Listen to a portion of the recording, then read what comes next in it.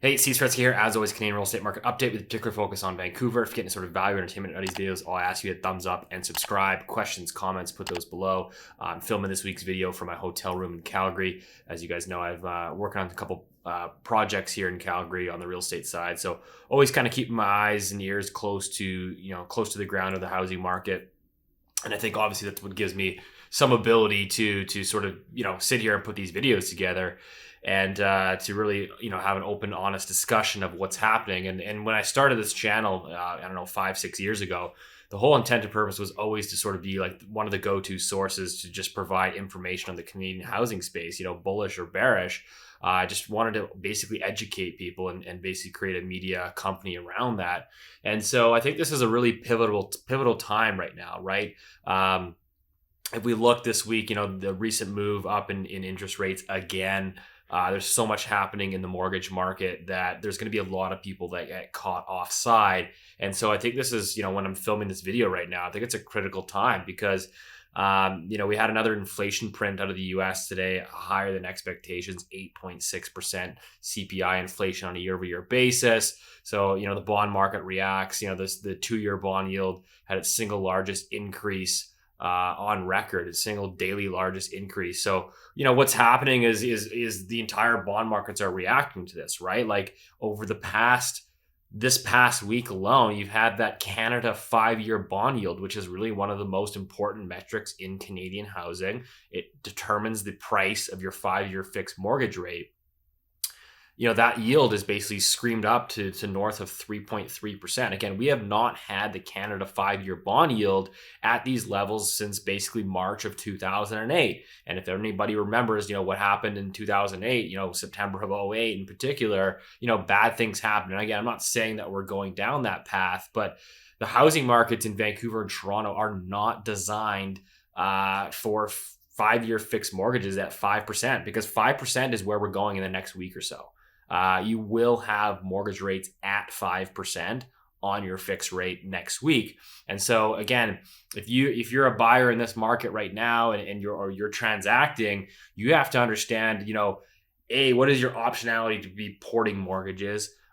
B, how long is your rate hold? There is a lot happening right now, and this is why I think it's incredibly important that whoever you're working with on the purchase and sell side, there's a lot of things you got to factor into play right now. You've got to figure out, again, how long is your rate hold? When does that expire? What's the ability for you to then port that mortgage to a new purchase? What are the stipulations around that? So really having a good realtor, wink, wink, nudge, nudge, and a good mortgage broker in this environment is going to be critical moving forward. Like I said, there's going to be a lot of people that get caught offside. I think there's a lot of people in the real estate industry, realtors in particular, that don't know a lot of this that's happening behind the scenes. We've got more bullish, hawkish rhetoric from the Bank of Canada, coming out. Tiff Macklem coming out the other day saying that, we might need even more aggressive rate hikes moving forward. I'm wondering if you could give us your insight on whether or not households could handle a larger magnitude interest rate hike in coming months, larger than 50 basis points. Well, let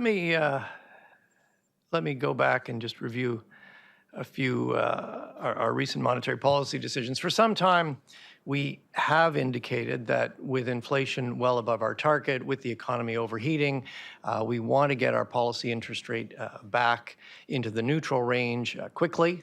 And we've indicated we think that range is between 2 and 3%. We think the economy can handle higher interest rates. We think the economy needs higher interest rates. At our last decision, we indicated that we were prepared to move more forcefully if needed.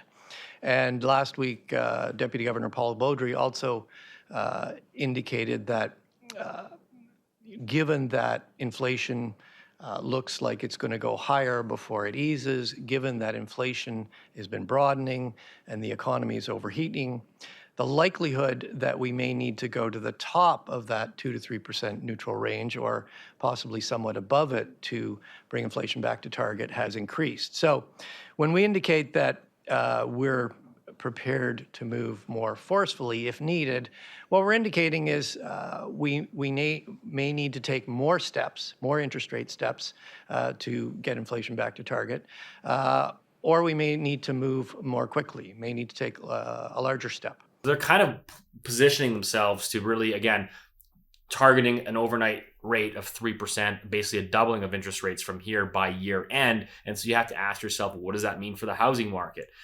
And again, I've said this in the last couple of weeks videos. This is not a conspiracy theory. I think it's pretty evident, it's plain as day, that you just have to sort of interpret and adjust as the data comes in. And it's pretty evident to me that, based on watching the Bank of Canada's speeches and whatnot, that they are purposely engineering a recession. They won't come out and publicly tell it to you, but this is basically their idea of, how do we get inflation down? We need to kill demand. And the only way that they can do that, because they can't print more oil and more food, that they need basically to make everybody less wealthy so they have less money to spend, and thus bring demand and hopefully bring inflation down with it. Because if you sort of look at, so the Bank of Canada released their annual monetary policy report, financial system review. So one of the sort of charts I'll point to you is that, the average household net worth in Canada increased by about $230,000 on average since the pandemic began. So that's a huge increase in the typical net worth or net wealth of Canadian households. And the bulk of that was actually just through an increase in house prices, right? So what happened is they flooded the system with liquidity. We expanded our monetary base by something like 25 to 30% in 18 months. So you flood the system with a whole bunch of new cheap money, and house prices obviously go up as a result. And so everybody is at least wealthier on paper. So if your net worth increased by $230,000, well, guess what? Now we're seeing an increasing share of households that are basically extracting that equity out of their home, right? I mean, if your house just went up $230,000-$300,000 or whatever, that's basically readily available to you for you to refinance or tap via a home equity line of credit. And that's exactly what people have been doing. So you can see here the share, the typical, where people are basically extracting 50,000 plus right now. So there's been a huge increase in equity extraction. And so the idea is, again, to raise interest rates, kill demand, lower house prices, and that way people can't basically tap into some of that home equity that's available to then spend in the real economy. So that's really the goal and the outcome here of the Bank of Canada. I prefer not to try to fight that. Again, they come out this past week and saying, well, some moderation in the housing market is going to be healthy. And again, I don't think this is really setting up to be a moderation. I think that this is setting up to be a disaster, because, again, highly levered housing markets like Vancouver and Toronto are not set up for 5% mortgage rates. If you run the numbers, and specifically for a lot of new development and construction, or properties that, rental properties, etc., the numbers don't pencil. Nothing pencils at 5% mortgage rates. Things do not pencil. So prices have to come down and adjust accordingly. And that's why we're seeing more and more developments that are being shelved. Projects for new development are not feasible, right? Their costs, think about this, the cost of construction for a developer or a builder basically has doubled in the last 4 to 6 months. The cost of financing construction has doubled in the past 4 to 6 months.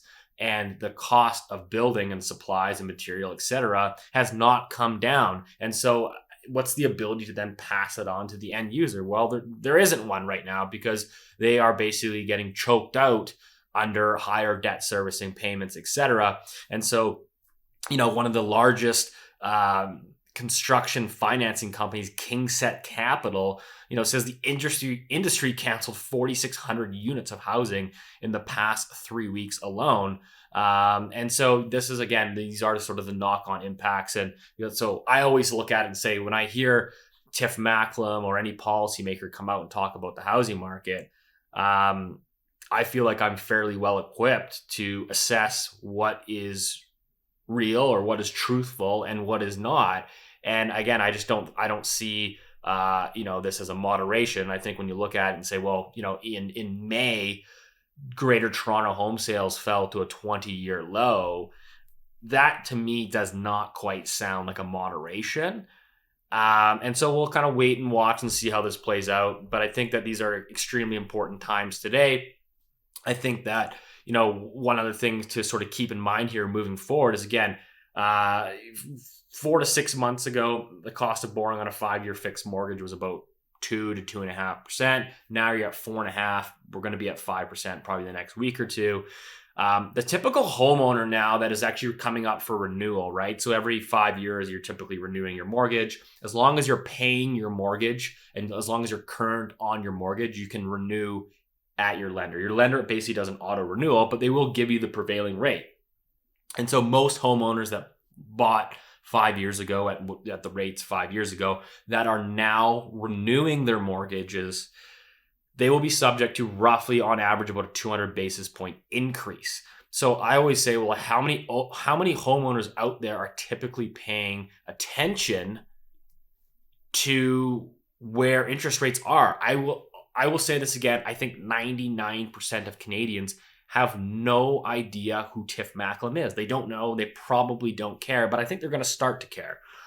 So they'll see about a 200 basis point increase in their cost of borrowing. So how many are prepared for that? Thankfully, if you bought 5 years ago, there's a lot of home equity where as long as you qualify, you can refinance, you can re-extend that amortization. So, if you have 20 years left, you can re-extend that to say 25 years on your amortization and try to lower those payments to offset the higher cost of borrowing. But these are all things to be paying attention to.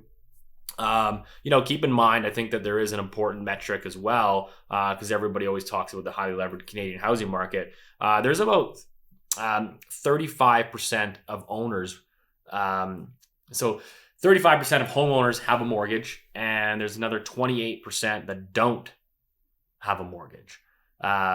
So there is a decent amount of Canadians that do not have a mortgage, and so they'll probably be just fine. But again, that doesn't sort of mitigate, I think, that the issues that we're going to have here moving forward. So as always, hope that helped. Love to hear your comments below. See you next week.